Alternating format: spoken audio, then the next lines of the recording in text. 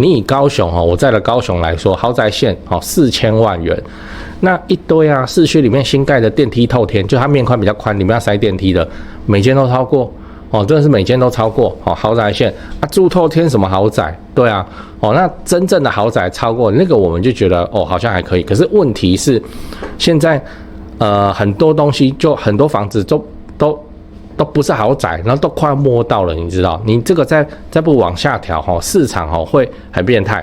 变态在哪里？它会造成说钱都往低总价去跑。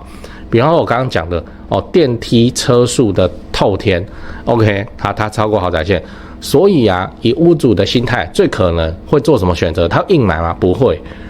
他会怎么样？他去吃2间低总价甚至3间然后去把其中2间来打通一样的大房子，对，会造成低总价狂喷啊！你看现在不就是这样？未来40年房价会涨到4000万吗？总价我用房价指数来预测，先说结论有可能它会超过4000万，那这个你要有心理准备。嗨，我是买房阿元，订阅买房阿元，我先祝你老了有房也有钱。我们在上一支影片聊了存款250万应该上车吗？如果你还没看的话，可以看一下。那今天我想跟你讨论40年之后的房子会有多贵那想聊这个问题是一个观众问我的他就看 PTT 有人在吵说40年之后房价会不会突破4000万就现在1000万房子变4000万，然后问我的看法来你看这里就是这个讨论串好，那它的逻辑是这样，我简单讲一下它的逻辑就是这样，就是现在的基本工资涨得很凶，真的是涨得很凶那每年都是3%到5%这样子在涨的，那每年涨3%连涨40年来算，那40年后基本工资会飙到9万那等于是现在的3.26倍那现在1000万的房子，到时候至少就是3260万那也可以预期它应该你选的比较好，大概就会飘到4000万以上那我的看法是怎么样我的看法是不知道但一定是比现在还贵很多的啦。为什么？我们来看房价指数就知道了。这个要先解释一下什么是房价指数太复杂的公式我们就不讲了我把公式截给你，你自己看这是国际标准那反正就是以2013年为基准点，然后看该年度的平均房价跟2013差多少。假设2013是100万，那2014是103万，那它房价指数就103这样。所以你要知道房价到底涨了多少来，先上图你看。这个是1971到2021世界大势与房价指数走势图就有这个图。好，那我们这次主要讲40年的变化嘛，所以我们就只看1980到2021这一段就好了那先记得2个数字，1979年的房价指数是8.14，2021年的房价指数是108好，那时候的南京东路我说1979的时候一坪是6.2万6.2万，来这个都有证据的好，那我们不要算那么多，我们就用一坪5万去算比较好，然后我们等比例去推算。1979年的房价指数8.14每坪5万，那2021年的房价指数108，用这个比例去推的话，一坪是66万好像差不多。好，那接下来精彩的来咯，我们假设未来的涨幅不变，去预估2061年的房价就40年后2061，你猜是多少钱这个我已经请 ChatGPT 帮你算完了就这是个很简单的算式那这个绝对不准但是我们先算好玩的嘛。那这个价格来到一坪778万对，我知道这个算法一定会有落差你要骂你去骂 ChatGPT， 你不要骂我台湾经济再持续好个40年经济学大师都不敢这样子讲就是什么房价未来一坪700多万，那可能对，但是你说这个数字对半砍，一坪300多万有没有可能？我觉得有因为现在有些那个超顶的案子它已经快要触摸到了，对不对？那你还记得那时候竹科刚起来新闻是怎么报的吗？报说100万年薪买1000万豪宅，对不对？100万年薪1000万豪宅，这也才多久之前？现在1000万叫豪宅吗？以现在双北来说，4000万以下叫一般住宅，民宅，对吗？就是这样。那最后你要知道，房子的涨价速度超乎你的想象。这个已经有点讲到不想讲了哦。那现在还是有很多的看空派哦，那就去看了，没关系哦。不然我们房子以后要租给谁哦？那就他们就是觉得说，台湾的房地产现在已经涨到最高点了。其实这句话我已经听几年了，对不对哦？那新北哦，一坪100多哦，板桥都看到了哦。那高点在哪里？我们再回去看这张历年房价指数的图哦，一样来看图。请问房价崩在哪里？有啦，它看起来有一个下滑啦，就是房地合一 1.0 开跑之前，大家会怕因为没有遇过。但是你看它后面的涨幅长什么样子？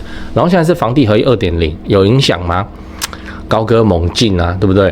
所以你说40年后，本来1000万的房子有没有可能跑到4000万？以我们刚才的算法，说不定会不止哦。就算对半砍一坪也要300多万，4000万的房子可能到时候是一个套房而已哦。那你这样想一想，好像也蛮有可能的。现在台北市的套房不是就已经1000万以上起跳了吗？对不对？所以我真的建议你能上车就赶快上车。你上的是2024年的车，你不要2054年的时候不知道怎么办这样。讲完了那我们今天讲了40年以后房子会有多贵，这没有人知道那我们大家都是算好玩的，各种猜。我们先分享一个 PTT 乡民的讨论，它是以现在的最低薪资来推算。因为基本工资每年涨3%嘛，那40年后基本工资就现在的3.26倍以现在1000万的房子，40年后，按照他的说法，应该是3260万，也就是房子你就好好放着，放40年那大概是涨3倍。其实这个跟你爸妈是不是很像？你爸妈早期有买那个老公寓放起来的话，到你长大工作了涨幅都这样啊？不是我一堆观众说什么，我爸妈以前买500然后现在已经超过3000大概就是这样。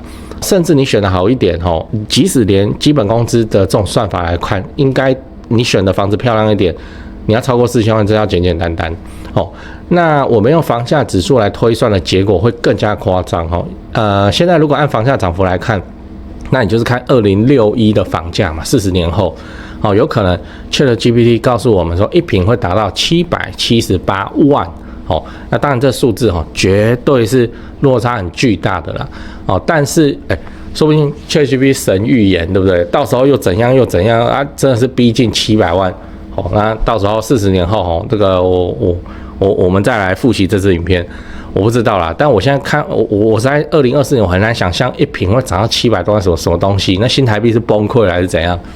那这数字一定有落差那就算是给他对半砍300多万，那还是很惊人的数字所以我们可以得到一个结论如果你现在就觉得房子很贵，你没有办法上车，那等40年以后，那房子的价格应该会更加无法接受那现在说不定你现在觉得很贵嘛？对，我也觉得很贵啊，真的。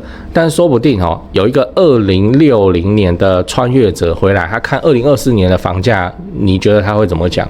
我靠，好便宜对吧？这件事情都有可能发生，对不对？好，那我们为什么现在有这个底气讲说未来房价会涨，而不是说慢慢跌到不行？是因为目前我们真的在市场中看起来毫无可以让房价下跌的因素。那个风险都没有，有啊，就2个第一个对面打过来对面打过来，这个我也在我会员影片仔细分析了如果你还没看过的话，你可以去看那个是要付钱的，那你就是付钱买看我的那个对面打过来台湾房价会怎样分析那第二个是超大地震小地震还不行要超大地震灾难等级的，然后看台湾的房价会怎么样。这些都是我们我们不能控制的。以我们现在看到的能控制的因素里头，没有看到会促使房价下跌的任何迹象，所以我们看涨就只是这样而已。有能力上车就赶快上车对，我先告诉你3个东西第一，我的付费会员频道1个月月付250这个欢迎加入直接抄我做的房地产作业就好了，这不香吗你自己去看会员影片的封面，讲的议题都比平常的影片猛上好几节那会员的问题我也会认真回答不是会员我就简单回答，这拍谁这没办法，这个问题实在太多了。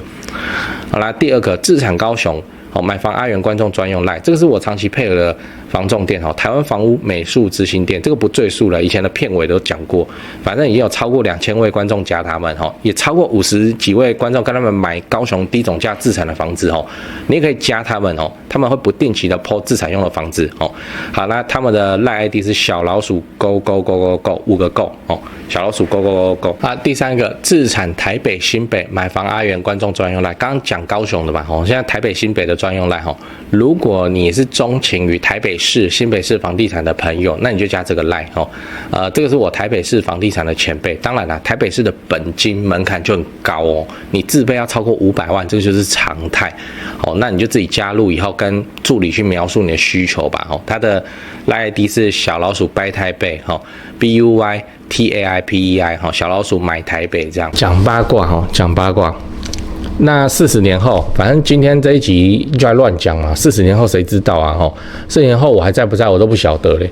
但是豪宅线这件事情势必会上调，一定啊，绝对啦。豪宅线这东西在未来的日子里一定会上调但绝对不是现在绝对不是现在。原因很简单，这个你现在是嫌房价还不够高，是不是？你调豪宅线这样之后怎么处理好。那豪宅线要上调，这也不是我在讲，因为大家都在讲为什么？因为你自己去看，现在有触碰到豪宅线的房子，你觉得它算豪宅吗？对不对？并不是嘛。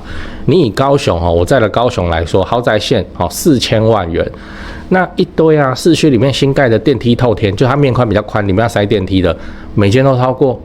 真的是每间都超过豪宅线啊，住透天什么豪宅？对啊，那真正的豪宅超过那个，我们就觉得好像还可以。可是问题是，现在很多东西就很多房子都不是豪宅，然后都快要摸到了，你知道？你这个再不往下调市场会很变态。变态在哪里？它会造成说钱都往低总价去跑。比方说我刚刚讲的电梯车速的透天 ，OK， 它超过豪宅线。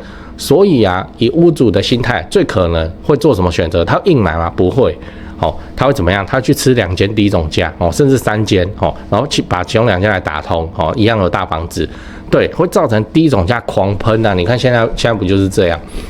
那豪宅线会上调，这件事情我来跟你分享一个我做功课我们来看豪宅线这个东西的历史历史，这个就很少人讲了，对不对？大家看豪宅线逮住就在骂那我跟你讲豪宅线啊，这个我有经历过。豪宅线最刚开始的时候，请问西元几年？这你记得吗？好，我告诉你2012年6月2012年6月豪宅线落实，2012年6月应该是吧不然就是你要说更早，那更早的话就是风声那2012年6月份豪宅线，而且刚开始豪宅线版本跟现在不一样你不要觉得是刚开始豪宅可能线还没有我们现在那么高，不是，刚开始一出来的时候更高而且那时候规则叫什么？叫台北市跟新北市这2个一起看豪宅线的门槛是8000万，其他县市是5000万，条件比现在还要好呢，夸张然后在2014年的时候爆发那种事，下修成今天的版本。今天的版本是台北市7000万，新北市6000万，台中、高雄其他县市4000万。